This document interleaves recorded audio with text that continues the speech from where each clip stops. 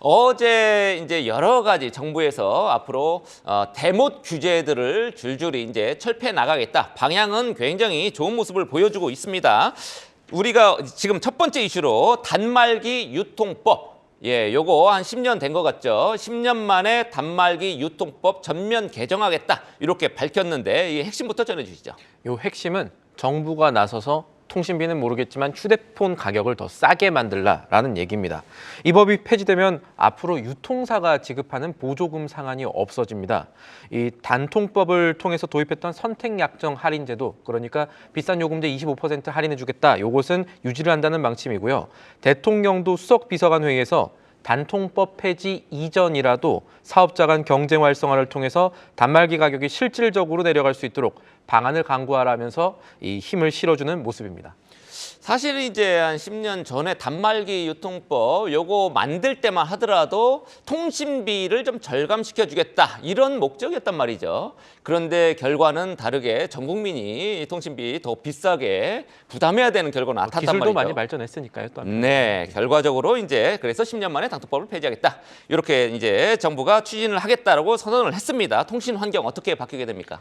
일단은 앞으로 바뀔 통신 환경을 살펴보려면 그동안에 어떻게 바뀌었냐를 먼저 봐야겠죠. 그동안에 이 단통법을 도입했던 가장 큰 이유, 그 고객 간의 형평성 강화, 정보 좀 아는 사람이 휴대폰 성지라는 데 가가지고 휴대폰 싸게 사고 아닌 분들, 뭐 어르신분들이라든가 정보 취약한 분들 좀 불이익 받는 거 아니냐. 모르는 사람 싸게 못 샀죠. 맞습니다. 많이 줄었지만 그거 아직까지 남아있긴 합니다. 휴대폰 성지라는 말이 아직도 있긴 하고요.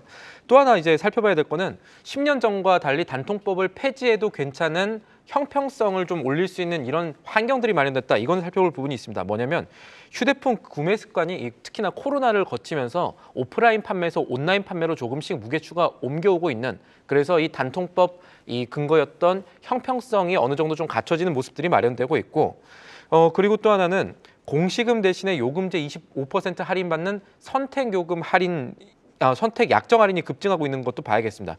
최신 데이터상 이 우리나라 휴대폰 가입자가 5,600만 명 정도 되거든요. 회선이 그렇습니다. 투폰 쓰는 사람들도 있으니까요. 그렇죠. 그런데 3,500만 회선 정도가 선택 약정 할인을 지금 쓰고 있습니다. 그런 것들을 하면은 단통법 폐지에도 어느 정도 시장의 혼란이 좀 덜하지 않겠느냐, 이런 판단들이 정부에서 있었던 것 같고요. 또 하나 환경 어떻게 바뀌었냐? 알뜰폰 사용하는 가입자들이 많이 늘고 있습니다. 통신 3사 가입자들은 줄어들고 있는데 알뜰폰 가입자는 지난해 6월을 기점으로 800만 회선을 돌파했습니다. 네, 우리 통신 사업자 뭐 대표적인 곳이 이제 SKT라든지 KT라든지 이제 LG U+ 이렇게 될 텐데 그동안에 주가 추이를 보면 뭐 아주 막 징글징글하게 안 올랐습니다. 배당이야 뭐 좀 주겠지만 이 소비자에게 좋은 게 기업에도 좋다 이렇게 볼 수는 없거든요. 이제 어떻게 상충되는 그런 부분도 경우가 좀 있죠. 있을 것 예. 같은데 통신 3사에 대한 영향, 단통법 폐지에 따른 영향은 어떻게 될 걸로 분석이 됩니까? 일단 단통법 이후의 실적부터 살펴보겠습니다. 단통법이 2014년 10월에 시행이 됐으니까 2014년과 15년 비교하면 조금 될 것 같은데, 지금 보시면은 이 2014년에는 영업이익 2조 원대였는데 2015년은 매출은 줄었지만 영업이익이 3.6조 원으로 늘었고요. 2023년, 그러니까 올해 전체, 지난해 전체 추정은 매출 58조, 영업이익 4.5조 원입니다. 실적 데이터만 보면은 단통법 시행 이후에 통신사들 영업이익 개선됐구나 이렇게 생각할 수가 있겠죠. 보조금 비용 같은 마케팅비 비용 절감이 있었던 것으로 추정이 가능하다는 뜻입니다. 사실 그리고 그동안 증권가에서도 단통법 폐지 좀 어렵지 않을까 이런 분석들도 있었는데, 이 정부가 나서면서 단통법이 어쨌든 폐지가 되면은 마케팅 비용 많이 쓰면서 통신사들 영업이익 조금 안 좋아지지 않을까, 주가에 영향을 끼칠까 하는 점이 증시 부분에서는 살펴볼 포인트입니다. 이 부분에서는 관측이 좀 엇갈리기도 하는데요. 단통법 시행 직전과 같은 이 주가에 안 좋은 시장 과열이 없을 것이라는 전망도 나오고 있습니다. 그것은 아까 말씀드렸던 선택약정 할인, 이 공시지원금 대신에 이 선택했던 선택약정 할인이 좀 많이 늘어났기 때문이다, 이런 얘기들이 있습니다. 아, 그렇군요. 다양한 전망이 나옵니다. 지금 10년 만에 드디어 이제 단통법 폐지 추진을 하는 건데 이게 이제 법이지 않습니까? 네. 법을 바꿔야 되는 만큼 현재 야당이 당시 이제 도입했던 걸로 기억을 하는데, 그럼 법을 바꾸기 때문에 현재의 야당이 어떤 움직임을 이제 어떤 스탠스를 취하는지도 좀 지켜봐야 될 것 같습니다. 그밖에 어떤 변수들이 뭐가 있을까요? 지금 이제 증권가에서 생각하는 거는 이게 시장 과열 되냐 안 되느냐라는 문제겠죠. 방금까지 말씀드린 거는 뭐 약정 할인이라든지 이제 보조금 싸움은 지났다라고 볼 수 있는 데이터인데, 그런데 이제 증권가에서 보지 않고 있는 면을 잠깐 살펴보면요. 국내 시장이요. 10년 전과 바뀐 게 있습니다. 그때 10년 전만 하더라도 뭐 HTC라든지 뭐 다른 제조사들이 많은데, 이제 한국 시장은 제조사들 사실상 독과점 시장입니다. 삼성이 지난해 3분기가 최신 데이터인데 84% 국내 점유율이 보이고 있고요. 애플이 15%, 나머지 1%만이 다른 제조사들이 싸우고 있는 상황이고요. 또 하나는 이 알뜰폰 점유율이 많이 올라간 점. 그러니까 결국 어떻게 보면은 제조사들이 통신비를 낮추기는 어렵고, 그리고 제조사들이 직접 나서도 독과점 시장에서 이 단말기 가격 싸게 하기는 어려우니까 통신사들이라든가 아니면 대리점, 유통사들이 나서서 이 경쟁을 조금 활성화해야 되는 측면들이 있고, 통신 3사 입장에서도 알뜰폰 시장이 커지고 있다고 했잖아요. 통신 3사들 지금 점유율이 내려가고 있는데, 통신 3사들이 알뜰폰과 비교해서 좋은 점이 하나 있습니다. 자금력이 많다는 거죠. 그래서 시장 점유율을 조금 높이겠다라고 하면은 마케팅비를 다시 높여서 이 보조금을 많이 주는 식으로 가면은 알뜰폰 시장이 어떻게 되느냐, 또 과열이 다시 재현될까, 이 부분도 살펴볼 수가 있겠습니다. 네, 그렇군요. 자, 다음 이슈는 우리 산업계의 최대 화두 중에 하나가 이제 인공지능 AI입니다. AI 이슈 살펴보겠습니다. 샘 올트만 오픈 AI CEO가 이번 주에 이제 한국을 방문한다. 물론 뭐 몇 시간 체류를 안 한다. 뭐 이런 얘기가 나오긴 했습니다만, 관련해서 반도체주에 대한 기대도 있단 말이죠. 맞습니다. 어떻습니까?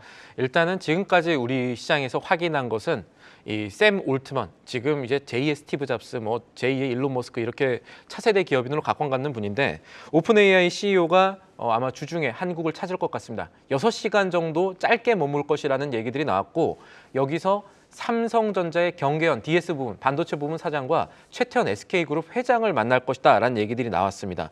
그리고 이렇게 면담한 이후에 다른 스타트업 기업들도 찾을 수 있다라는 관측까지 나오고 있습니다. 네, 올트만 CEO 지금 며칠 전에 뭐 기사 외신에 보면 결혼을 했더라고요, 올트만이. 예, 남자랑 결혼했습니다. 뭐 취향 존중하고요.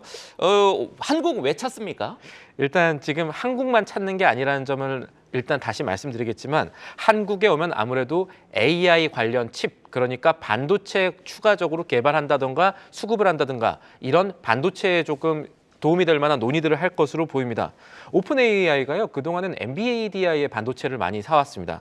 그런데 최근에 엔비디아의 의존도를 낮추려고 한다는 보도들이 나오고 있고, 최근에 TSMC와도 AI 칩 개발 논의, 이런 것들을 계속 하겠다라는 얘기들이 나오고 있기 때문에 이번에 한국을 찾은 것은 짧게 찾았지만 반도체 수급 변화라든가 우리나라에 조금 좋은 소식이 있지 않을까라는 기대감이 여전히 진행 중이다라고 볼 수가 있겠습니다. 국내 반도체 주의 투자 심리에도 좀 긍정적인 영향을 끼칠 수 있겠군요. 그렇습니다. 어떻습니까? 아직 이 이슈가 현대 진행형이라는 걸 보셔야 될 것 같아요. 아직 방안에 써서 어떻게 했다 이런 얘기들이 안 나왔거든요. 한 번 더 뉴스가 나올 수 있는 주제라는 얘기입니다, 주중에. 그래서 이번 주 후반에 실제로 샘 올트먼이 국내 기업 최고 경영진들 만나면 뭐 소식 나올 텐데, 그때까지는 시장에서 이 이슈 지켜볼 가능성 높고요. 조금 전 마감한 뉴욕 증시에서 필라델피아 반도체 지수 오늘도 0.25% 정도긴 하지만 상승 마감했습니다. 미국에서 반도체주에 대한 투자 심리가 여전히 나쁘지 않다는 건 국내 시장에도 긍정적인 영향을 미칠 수 있는 요인이 될 것이고요. 어제 첨단 반도체 기술 관련주인 어보번 반도체나 이 컴퓨터 익스프레스 링크 CXL이라고 하는데, 이 기술을 갖고 있는 오키스 전자가 상한가를 기록했었거든요.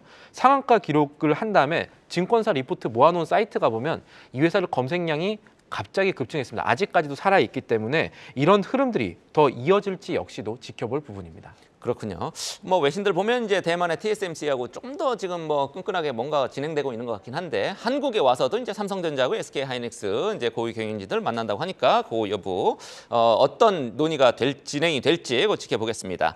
그 다음에 마지막 이슈 KTNG. 예, KTNG가 조단위 소송을 당했다고요? 맞습니다. 이게 KTNG한테도 조금 당황스러운 일이겠지만, 한꺼풀 이제 시각을 조금 더 넓혀 보면은 우리나라 전체의 이사회 구조에 대한 문제 제기가 어떻게 될지 살펴볼 부분이겠습니다.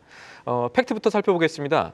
이 KTNG의 회사의 주식 1% 정도 들고 있는 싱가포르계 펀드가 있습니다.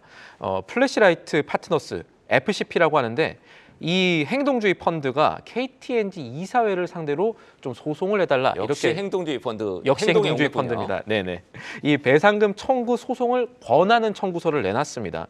이 회사가 이 백복인 사장과 전현직 사내이사, 사회이사 뭐 21명에 대해서 소송을 하지 않으면 우리가 행동주의 펀드가 주주대표로 소송 제기해가지고 이사회 배상금 청구하는 민사소송도 할 계획이다. 이런 계획을 내놨는데 소송 가액이 얼마나 되나 봤더니 자사주 1,085만 주를 이 지난 9일 종가로 계산해가지고 총 9,800억 원 정도, 1조 원에 가깝게 이렇게 제시를 했습니다. 왜냐하면 KTNG가 최근에 자사주를 매입한 적이 있었는데 자사주를 매입하면 원래 소각을 해야 됩니다. 소각을 해야 되는데 이거를 소각하지 않고 자사주를 매입한 다음에 백 사장이 있는 대표로 있는 재단과 기금에 무상증여해서 주주들한테 심각한 피해를 끼쳤다 이렇게 봤기 때문입니다.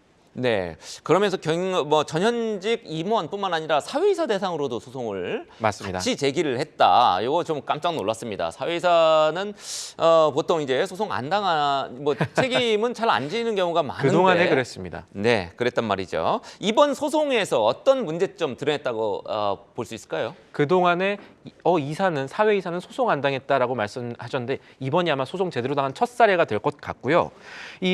물론 이제 KTNG 입장에서는 이사회가 적법 절차에 따라서 이 건들을 의견했다는 입장이지만 일단 개별 주식으로는 이 소식 KTNG의 악재가 될 것 같고 그리고 말씀하신 대로 또 하나 살펴볼 거는 국내외 사회이사가 그동안에는 감사 기능을 제대로 수행하지 못하고 나쁘게 말해서 거수기로 전락을 했다 이런 논란도 있었는데 이번 이슈가 이 국내 사회이사의 전문성 문제 재점화하고 다른 상장들에게도 어떤 영향을 끼칠지 우리 그동안의 이사회 구조 조금 더 탄탄해질지 살펴볼 부분이 되겠습니다. 예, 이제 사회에서도 막 맡으면 안 되겠습니다. 맡으면 이제 책임감을 갖고 이제 그럼요. 경영에 어느 정도 실질적으로 책임감을 갖고 그 부분이 같이, 중요합니다. 예, 가야 되는 것 같습니다. 지금까지 신인규 기자였습니다.